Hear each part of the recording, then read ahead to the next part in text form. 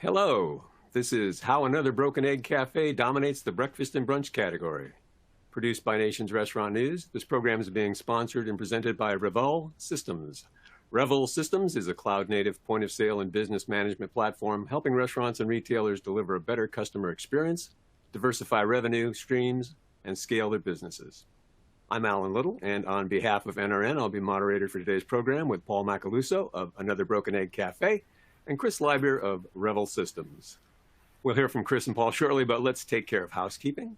If at any time you experience difficulties with the audio or the presentation slides, do not advance. Press the F5 key on a Windows system to refresh your webinar console. Use Command and R keys on an Apple device. If that fails, look to the help widget at the bottom of your screen or type your technical question into the Q&A area of your console. That Q&A area is also where you can enter questions you might have about our topic. Type yours in at any time, and we'll get to as many as we can later in the session. This presentation is being recorded for on-demand viewing, and you'll receive an email with a link when that replay is available. Now, let me share some of our speakers' career notes. Paul Macaluso is President and Chief Executive Officer of Another Broken Egg of America Franchising, LLC, parent of the Another Broken Egg Cafe chain, and previously had those roles at the Crystal Company. Earlier, he was President of Macaluso's Deli and Senior Vice President of Brand Marketing Strategy for Multi-Concepts Focus Brands. And further back, Paul held a variety of marketing executive positions for the Moe's Southwest Grill, Sonic Drive-In, Burger King, and Taco Bell chains. Revel Systems Chief Strategy and Marketing Officer Chris Lybeer has more than 25 years' experience in retail technology, beginning as a computer engineer. Prior to joining Revel, he was a Chief Operating Officer at digital marketing firm Credible, and before that, Vice President of Strategic Development for NCR. During his 15 years with Radiant Systems, Chris held a variety of roles, including President of the Specialty Retail Division and Executive Vice President of the Convenience Store Division. That does it for our upfront chores, so let's get this information exchange started by handing things over to Chris Lybeer. Chris, you're on. Great. Thank you, Alan. Appreciate it. And to all you out in the audience, thank you so much for taking the time to be here. We know how valuable that is, and we hope to impart at least a little bit of wisdom to you all today. Paul, good morning. Thank you so much for taking your super valuable time. And first and foremost, I want to say to you for your business as a whole, I know that you've got quite a few of your establishments, which I believe you call cafes, are in Florida, and they literally, as we speak, are in the middle of a hurricane. So hopefully that will go smoothly for both your physical structure and obviously for the health of your people. And it's a non-event, so we're keeping them in our thoughts and prayers. So, thank you, Chris. Appreciate it. So far, so good. So, yeah, great. Good to hear that. It's been a rough time for Florida lately. So, we can't control many things in our lives, and we certainly can't control the weather. So, hey, before we get too far in, and we'll get in just a couple of minutes here, folks, into technology, because that is the core of what our discussion is going to be. But I want to set this up so that people know, Paul, both your background and more about the concept that you're with today. So let's start with a quick walkthrough. Alan gave kind of who you've been with in your background, but take us on a little trajectory of how your career has developed, and then what brought you to Another Broken Egg Cafe, and we'll pick things up from there. Sure, sounds great. Alan did a great job. So, just earlier this year, I completed 30 years in the industry, which is just unbelievable that it's gone by so quickly. It's been, it's been a joy, and I've been able to advance my career, and now I have the opportunity to lead this organization. So, it's really been a dream come true, and we're really excited about giving back to employees today to help fulfill their dreams, because I started my career off as a general manager at a Taco Bell. It was actually owned by PepsiCo back then. That's how long we're talking about. But I was really able to make a career out of this. So, and I think that operational foundation has really helped me, as I moved into marketing roles in the middle part of my career. You mentioned, Burger King and Sonic, where I was in product and field marketing, and then marketing strategy positions at Focus Brands. And so having the balance of operations and marketing in my background has really helped me, to have a better perspective or a good perspective of the industry. And what's been really interesting is this is the first full-time, full-service brand I've ever worked for. Everything else up to this point was QSR and fast casual. So this has been a great learning for me, and my fast casual QSR background certainly helped as we went through the pandemic. I joined in November of 2019, so a few months before the shutdowns. And that background in QSR and fast casual certainly helped us navigate, which we're going to get into in a little bit. Yeah, great walkthrough. And the background's interesting because I think more than ever, almost so many of the rooftops in our restaurant industry are really hybrid models. I actually tell my own team as we're planning our strategies and product initiatives, it's no longer, well, these people are just QSR or these people are just table service. Most of our customers are doing some combination of several of these things. So we are in a new world. Take the customers, and we got a slide up here, but take them through another broken egg, because as we start to talk about tech examples, I want them to know what your footprint looks like, kind of the size of it. Sure. What does the operation feel like so that they can relate it to, hey, I've got a brand and where are similarities as Sure. we get into some of the technology discussion. Yes, so we're just a little over 80 cafes today. We're in 15 states. It's a full serve daytime only cafe. So we're open 7 to 2. It's really focused on brunch. And we were founded right outside of New Orleans. So we're very heavily influenced by that, experience. We have a lot of seafood on the menu. We've got full bars. So it's an elevated brunch experience. And the Southeast is predominantly where our cafes are, although, as I mentioned, we're in 15 states. We've opened our first cafe in Arizona last year. We opened our first cafe in Virginia last year. So we're kind of expanding, up the East Coast and around the Southwest. So very excited for the future of the brand because, the brand and our food translates everywhere. There's, as you mentioned, there are similar brands, that are more regional. And but we're the largest actively franchising brand in our space. So First Watch is predominantly the largest in our space, but they're not actively franchising any longer. So we're continuing to grow. We've actually brought in 8 new franchisees this year alone. So we're excited about our potential to continue to expand the brand. Great. Exciting stuff. Sounds like you guys are in a great spot. And not to kind of corner you on this, but if you had to say, what is your sort of secret sauce? Why does somebody choose to show up at your doorstep, for brunch versus somebody else's that might be a mile or two away? What is that? What's your, I know everybody wants to be good across the board, food service and everything, but Sure. What's your secret sauce? Yeah, so, brunch is a very social day part experience, and we really lean heavily into that. And as I mentioned, we have full bars. A lot of our competitors are getting into the alcohol space or may have limited menus. We have full bars, so we lean very heavily into our alcohol offering. We have some of our cafes that do over 20% of their sales in alcohol, which is pretty wild. I think, when you're open 7 to 2, you can do that.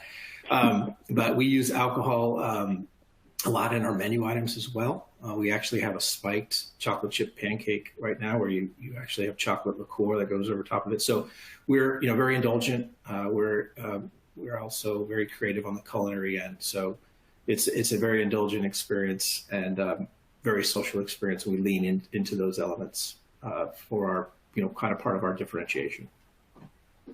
Man, I don't think I've heard that word in a long time, but I love it. Indulgent. That's a good reason to show up at the doorstep, right? So, Yeah. Excellent. And I know in my own, I live in Atlanta in the city actually, but it's pretty apparent to me in many restaurant formats, brunch is becoming one of the most popular.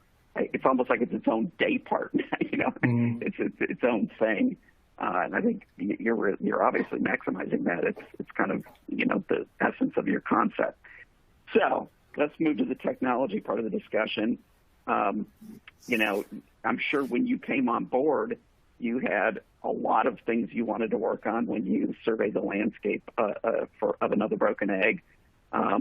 why did you endeavor to change out your old platform technology solution in the cafes to something new? So let's first talk about sort of your trigger, because nobody just raises their hand and wakes up one day and says, wow, I know a fun project. We're going to re-platform. Right. Yeah, so it's interesting. When I joined, as I mentioned, in November of 2019, I was, kind of surveying, what's going well with the brand, what needs to change, how can we prioritize those things, build a, 9-day plan and build a 5-year plan. And, our POS system was a legacy system. Most of the cafes were on one system, which was good, but we were having some issues with payment processing. We were having some issues with, it was not cloud-based, so we were having some issues with that. Related to this, I asked the question, okay, well, how much business do we do, to go? Coming from Macaluso's and Crystal and Moe's, where, those were significantly growing parts of the business. And I, found out we did 2% of sales to go. And we had no online ordering platform. We were not participating with any third-party delivery. Literally, the orders were from phone calls, 2% of sales, because people would call it. So I was like, okay, well, that's a huge, opportunity. But then folks on the team were like, you know what, customers haven't really been asking us for it, or we're growing our business without it. We have other priorities. So, I just kind of put that in the back of my mind and said, okay, we got to figure that out as we were surveying everything. Well, obviously, a few months later, when we had the shutdowns because of, the pandemic, we had no business because we couldn't be open. So to go was the only thing we could do. So kind of a culmination of understanding, what our situation was with our point of sale, that it was needed upgrading, and then this, dire need to get some sales in. And so we had to really get into third party and online ordering. So we launched all those platforms very quickly. It became apparent that, it needed to be an overhaul to our point of sale system as well. So those kind of things led, were the leading factors that, brought us to that decision to do a whole point of sale upgrade. And so fortunately, we saw tremendous results from customers in terms of wanting our food to go and using third party and using online ordering.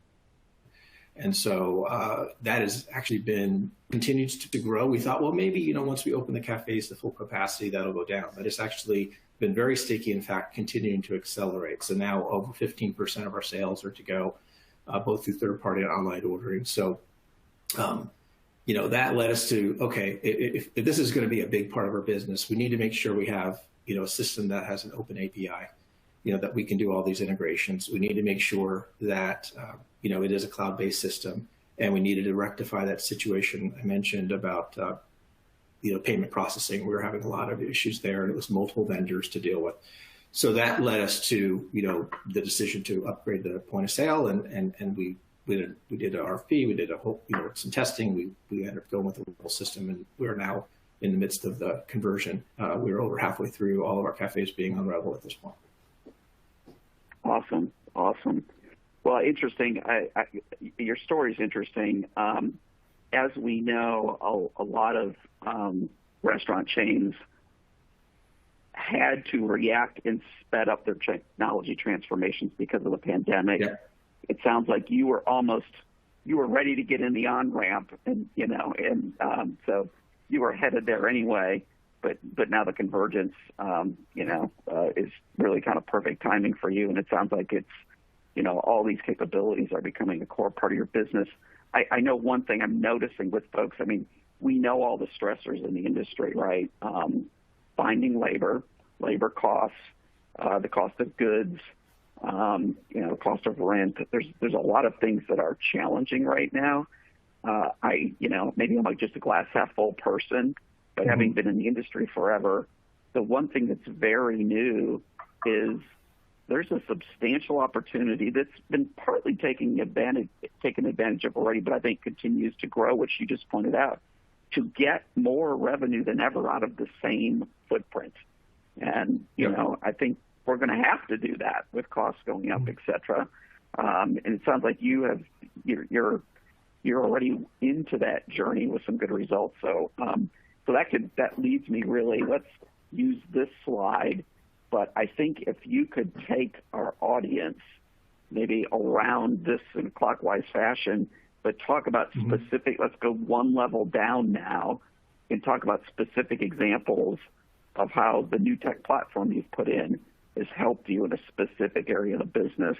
And, any metrics you have, great. Any anecdotal things, great. How are your employees reacting to it? I think all of the above helps. Because I think one thing that it's hard to imagine until you actually do it, but so much of the market, about half of it, still has a system that's more than 7, 8, or 9, or 10 years old, and we all know it's a big project and it takes time and partnership to put a new platform in. But the new technology really is significantly more enabling than the legacy technology. You don't always just see that on the surface or the basic feature function, but there's just a lot more levers to pull. So start in the upper left and let's talk about mobile order takers and how that's so when we decided to undertake this program and we make the investment in all of our cafes, and so one other quick thing is we have 82 cafes today. 34 of them are company owned. So we do have it's not like I'm just spending money for franchisees, right? So we're very integrated in terms of our profitability, making sure the CapEx works. So what we did is we were investigating this, and we had some hunches that these things were going to help us and help our labor, as you mentioned. We actually conducted a labor efficiency study with a third party, not only to help us quantify the benefits of the technology, but also make some other enhancements that we needed to make with our labor model. So when we did the labor study, we were looking at recipes and all the stuff in the back of the house in terms of cook times. We looked at the technology as we were testing it in a couple cafes, and mobile order takers was a big one for us. So, traditionally our servers would approach the table with a notepad. They would write down the order. Then they would, once that was done, they would walk over to a central point of sale system. There's 3 or 4 per cafe, and they would enter it in the point of sale system at a central station.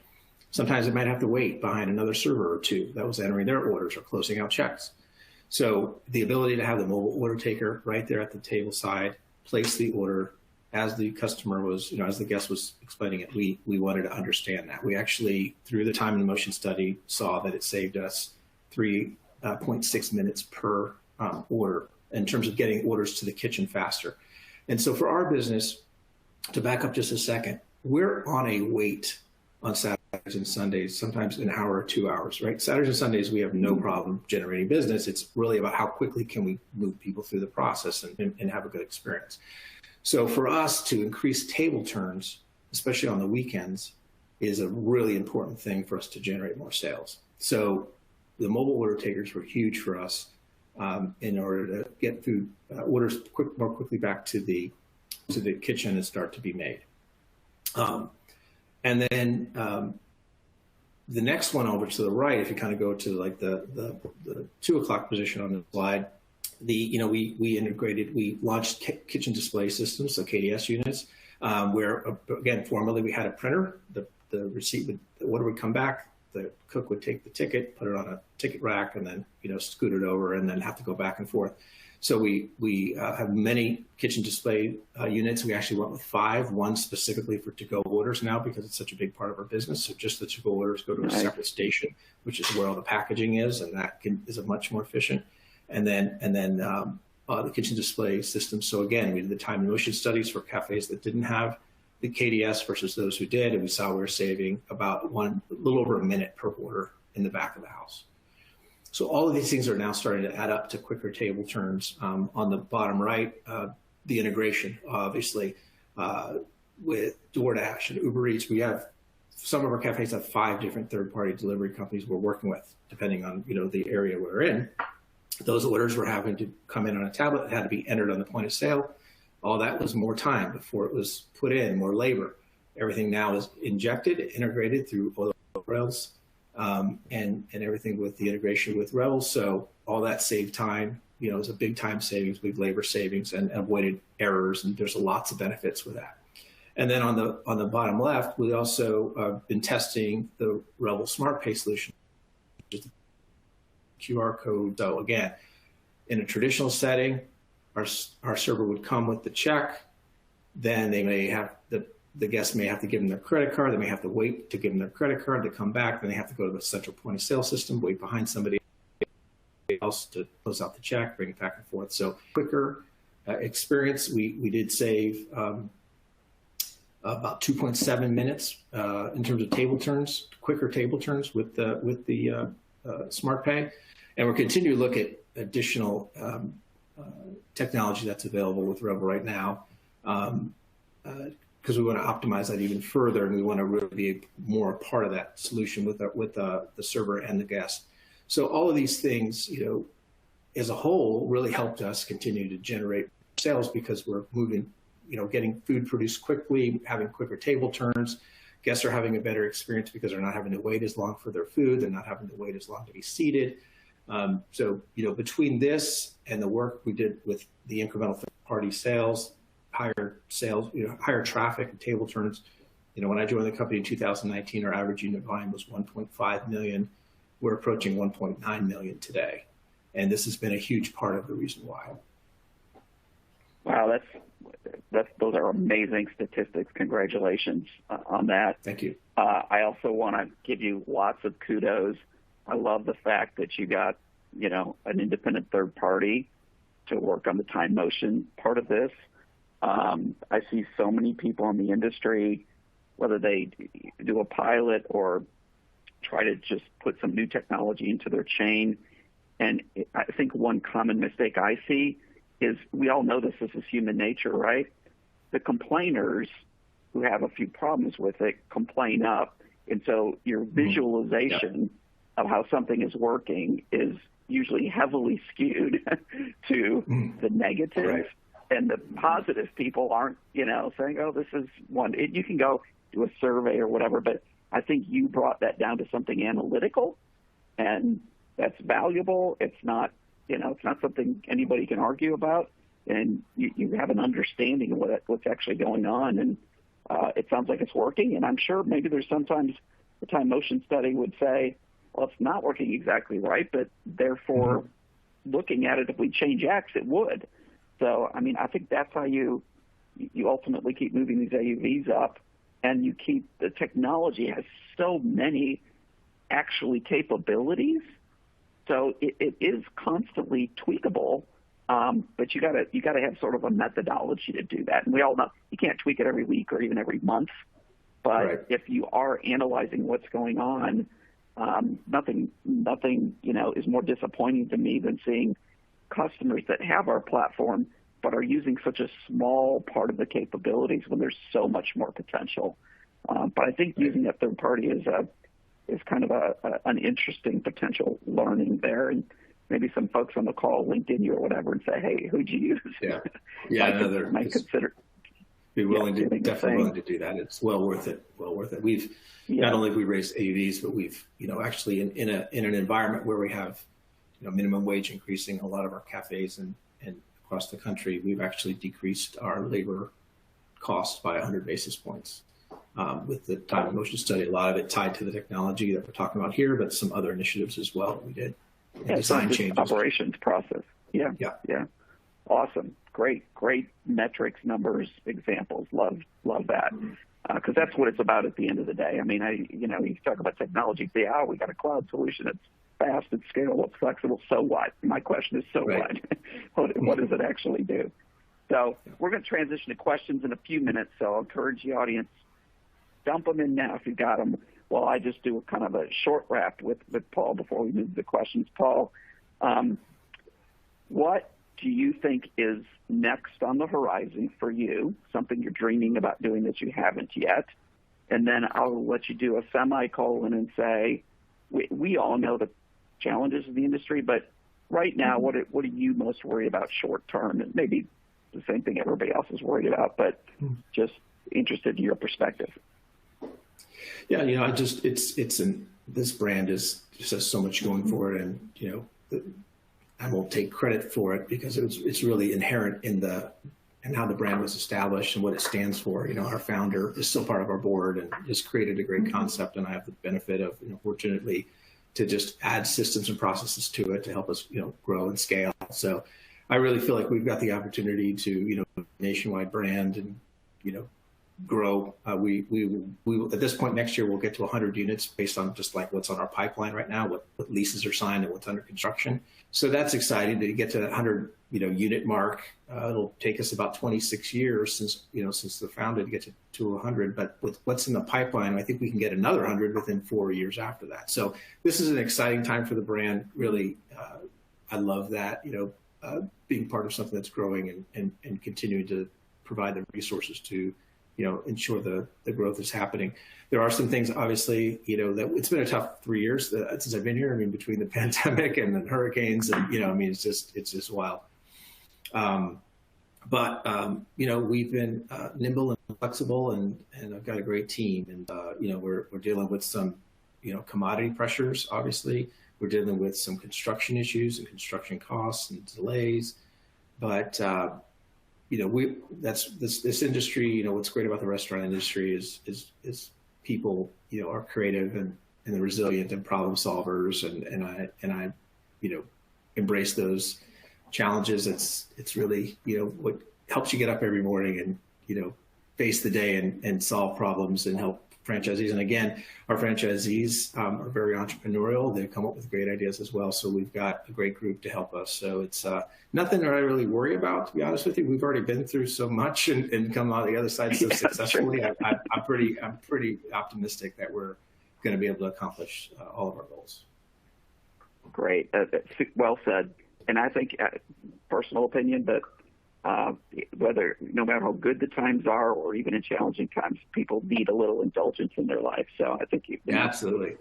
Yes. You might be a little protected there in a bubble. Yeah. So great. No, actually, we did see that coming out of the shutdowns. People really wanted to get together and be social. We definitely saw a big spike in our business. Is kind of a response to that, which is awesome. Yeah. Perfect. Well, thanks for the walkthrough. I'm going to flip it back to Alan, who's going to toss some questions up, probably mostly to Paul, and I might add 2 cents here and there, but take it away, Alan. All right. Thanks, Chris. Thanks, Paul, for those observations, sharing your experience and your insights on this topic. It's greatly appreciated. We have some questions have come in, and I will ask them for you right here. First one is to Paul, and it's how has the rollout been going, and what, if anything, would you change rolling out this new tech out next time? If you what you know now, what might you have changed, and how's the rollout been going?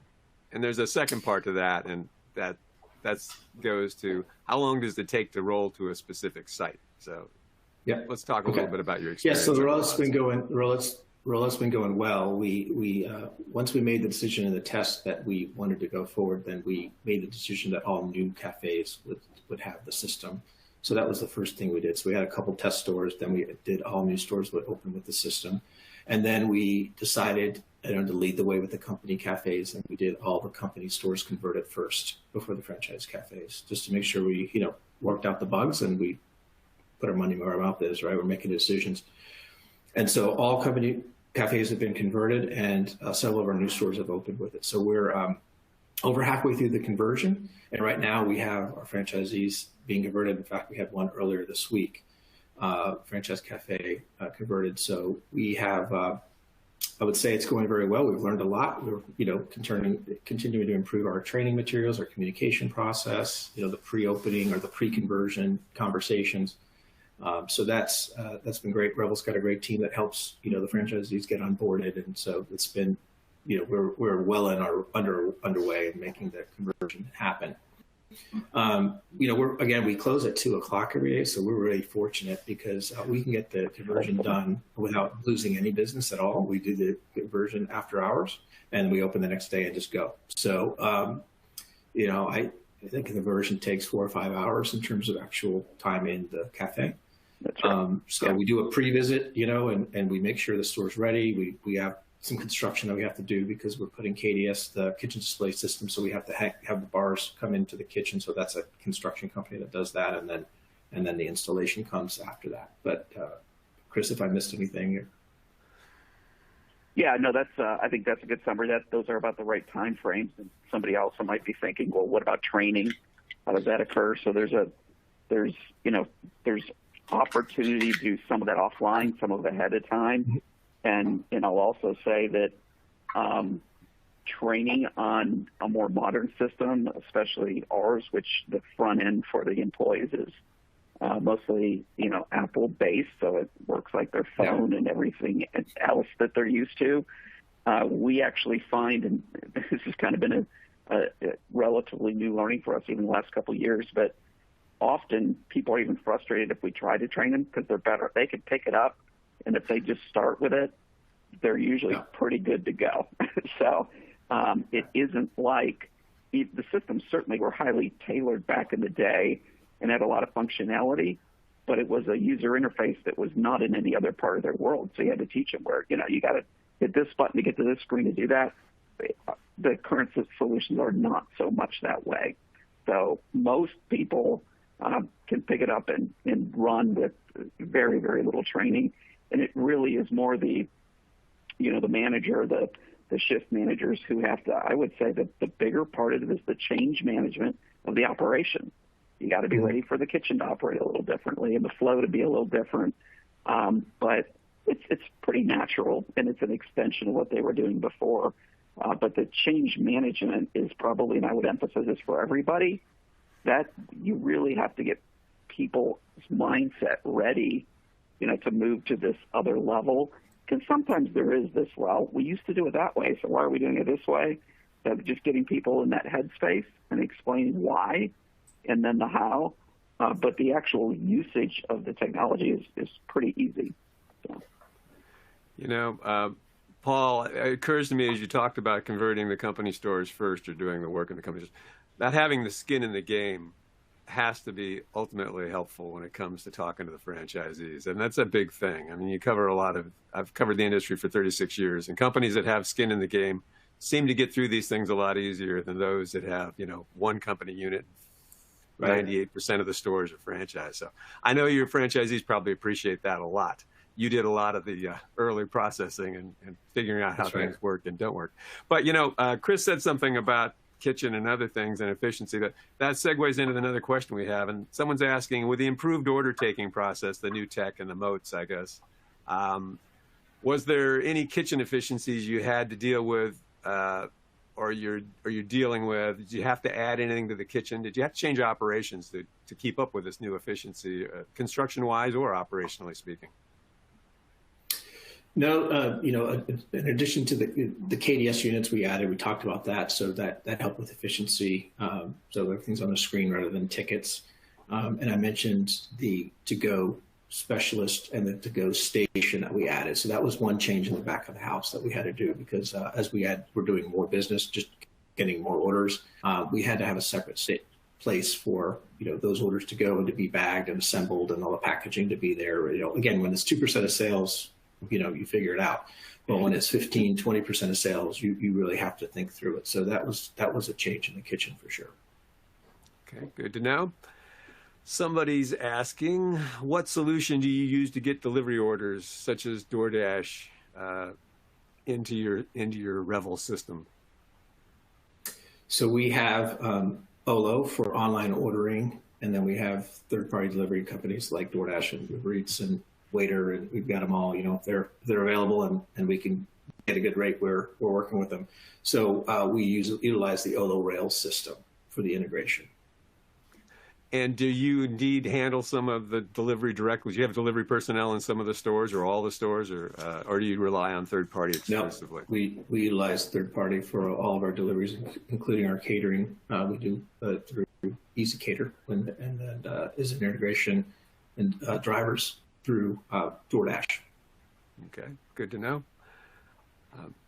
There's a question that asks, what challenges have you had with the mobile ordering terminals or MOTS? So the only challenges, honestly, it's as Chris mentioned, it's an iPad mini we use, so people know what an iPad is. It's super intuitive. It takes all of about 5 minutes to figure out how to use it, or where we've organized the entrees and what sections of the menu we've decided. So there's the only challenge we've had is at the beginning we only ordered 8 per cafe, and the challenge was the servers were trying to steal them from each other, so because they didn't want to use paper anymore. So we actually increased it for our busy cafes to have like 12. So that was the only problem. That's good. Also, when you're using those mobile devices, I would imagine eons ago when some mobile devices started hitting the market, some old school operators were concerned about eye contact and that sort of thing. But with today's audiences, they're all used to handheld technology and phones. And is there any sort of special training component that goes to this, how to use this and still, sort of stay friendly? Or is it an issue at all anymore? Yeah, it takes the first few, days to weeks or shifts that someone works. There's certainly is more time that they're staring at the screen, trying to remember where things are, than they were previously, probably with just writing it down and being able to write it on a pad and have eye contact. So we definitely were aware of that and we're concerned. But again, we tested it. We saw that within a few days people got it, and they servers are motivated to have great eye contact. They want to get the tips and they want to have a good experience. So they figured out. They recognize that it's important, right? People want to have eye contact, and that's an important component of great service. So they get through that pretty quickly. Got it. Yeah, Thanks. I'd also argue that the fact that you're freeing up, you ended up talking about freeing up several minutes a table, maybe north of 5 or 6 with 2 or 3 things. Now at the server, you don't want to give that all back, but besides the part of taking the order, they can actually spend a minute or two engaging with them and still be plus 4 minutes, right? Yes, exactly. Absolutely. Yeah. And if they're not running back to the central POS to enter the orders, they got time to kibitz and talk with folks and get to know them a little better and actually recognize them for the next time they come on through the store. Here's a question that asks, Paul, what are your thoughts on getting the guests to order off their own phones? So obviously you have the moats. What about the idea of pre-ordering or while in line or at the location? So what about phone use and what you're thinking about that? Yeah. We talked about it, we thought about it. I think for our brand, with it being so focused on the customer experience and the brunch experience, and it is full service, we feel like this is where we want to be right now. There are other brands I've worked for that have transitioned, that are more fast casual in nature, that are transitioned into, customers ordering from their phone rather than going up to a central point of sale system and standing in line behind someone. But for us, for brunch and for our concept and the price we're charging, we really want to have that elevated service. And so, that is where we are at this point. It's not to say things might change in the future, and it's not something we would look at. So potentially we would look at it in the future. But right now, between having if someone just wants our food and they don't want the experience of sitting in our cafes, we have great solutions for them with online ordering and third party. And so we have where our food's amazing, so people just want it sometimes, and they don't want to sit in their cafes for an hour. That's great. But if they want to sit down and be served and have someone come and take care of them and bring them refills and bring their food and check on them, that's part of our overall brunch experience. Sounds like a key part of it all. Hospitality and that indulgence that Chris and you mentioned. There's a question here that asks, Paul, have you seen your to-go business pick up? You use all the delivery platforms. How is your food quality with delivery? So we've talked a little bit about this, but let's go back in on the delivery side. So what are you seeing with your to-go business? Yeah, so it's a big concern. It was a big concern of us from our franchisees was, what's the food quality going to be like? We are very, it's a premium price point. It's high quality product, and we, waffles and things of that nature don't typically travel very well, with steam and packaging. So we were very concerned about it. We had to make some changes to our packaging. We have Eggs Benedict, for example, is a big seller for us. We have several different Benedicts on the menu. We had to put a separate container inside the container for the poached egg, so it wouldn't continue to stay on top of the other items and continue to cook. So we had to make changes to our packaging to make sure we're delivering the quality that we feel good about. And we continue to monitor, guest feedback specific to our to-go business, and look at our net promoter score for off-premise versus on-premise, and we do see a difference. It is lower, and we do recognize that it's not the exact same experience. So we continue to, put energy and effort into that and operationally to maximize it. There's no doubt the food is not as good as if you were sitting in the cafe and got it within a minute of it coming out of the kitchen. There's no doubt about that. But we try to, do all that we can to ensure that we're, providing high quality food. And as I mentioned, our off-premise business continues to grow. So I think customers are voting, with a wallet that they're happy with it. And we just need to continue to put focus there to ensure it's maintained and make improvements where we can. Okay, appreciate that perspective. Thank you. Somebody is asking, you mentioned the third-party assessment, but how are you continuing to monitor performance and analytics now that you're on the POS and technology system? So ongoing monitoring or assessments, what are you doing for that? Yeah, there's so many parts of our business that, we have great reporting on. And so we're, obviously looking from a labor efficiency standpoint. We obviously look at, we've implemented a new labor scheduler with the new, recommendations on the labor hours that came out of that study. So, tracking our cafes in terms of effectiveness on the labor schedule. Obviously, we get lots of reports from Revel and from our third-party delivery companies in terms of, is the system up? Is it running? Is there downtime? What are the issues that we're having? So we monitor those. Ultimately, we're worried mostly about what our guests think, right? So, that's part of our work with our NPS and scores that we're looking at, how our guests, what's guest feedback in terms of their overall experience, and in terms of their wait times, in terms of, the food quality. So those are all, multifaceted approach to how we, utilize feedback to ensure the changes we've made are working and are the right decisions. Okay, good to know. Thank you. There's a question for you, Chris, and it says QR code ordering from tables. So talk about QR code ordering from tables, Chris. Yeah, well, you asked the setup question before. There's really, there's two parts of the thing that Paul and I talked about earlier, which is the QR code pay, which we call Smart Pay. A couple of years ago when that was introduced, you often had to get a third-party Snap-on to do that. But we, saw the need, built it, and it's now a core part of our solution. So that's just solving for the payment timing, as Paul went through. You can save a couple of minutes of back and forth with the server doing that. And then I thought Paul gave a great answer. The ability to, there's multiple ways to fire up an order on the phone.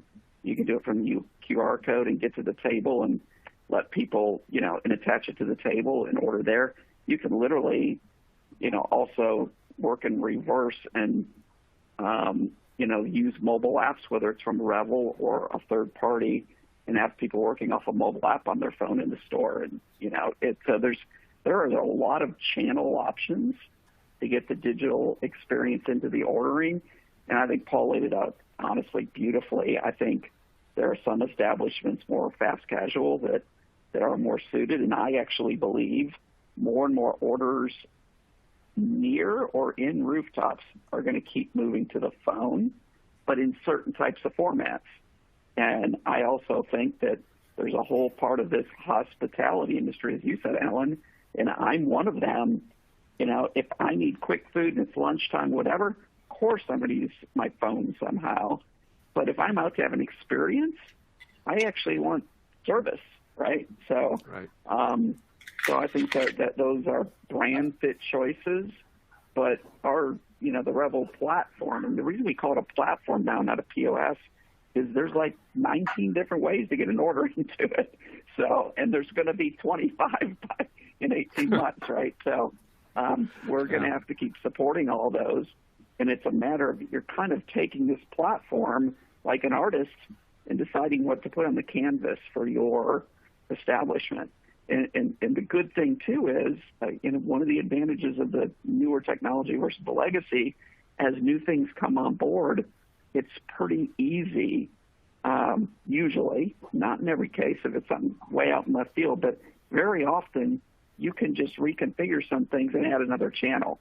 You don't have to have a 9-month or an 18-month project to buy a new module and get another API going. And it's kind of, the system's already been built to be very hybrid oriented. So, so those capabilities are all there, and it's really a choice, as Paul said, in how you deploy them. I love that concept artist, conceptualize, aggregator of technology. So Paul Macaluso, you're not only a CEO, you're now a concept artist as you figure out how to paint this technology all over your concept. I think that's a great concept.